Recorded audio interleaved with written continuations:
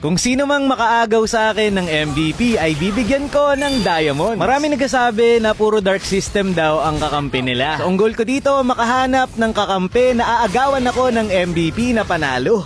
Nakatatlong game na nga ako dito, kaya lang ako pa rin yung MVP. Pero nung pang-apat na game, may nakakampi ako na kakaiba ang battle spell. Siya ay naka-Balmond tapos revitalize. Nag-cut na nga siya dito sa early game. Pinuntahan siya ng 3, pero tignan nyo kung ano ang mangyayari.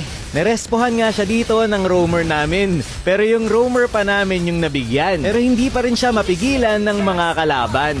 So ang ending, maganda ang pinakita niya sa game at siya ang nakakuha ng MVP. Solo yan guys ha, kitang-kita nyo naman. At dahil natuwa ako sa performance niya, nag-decide ako na bigyan siya ng diamonds pambili ng epic skin. Sakto rin na may ongoing Razer Gold promo ang Visa. Simple lang, nag-top up muna ako sa Razer Gold wallet gamit ang GCash Visa card ko. At eto pa, ginamit ko yung balance ko para bumili ng MLBB Diamonds nang may discount. Hindi lang MLBB ang cover dito Kung may iba rin kayong nilalarong games, pwedeng-pwede nyo rin gamitin to.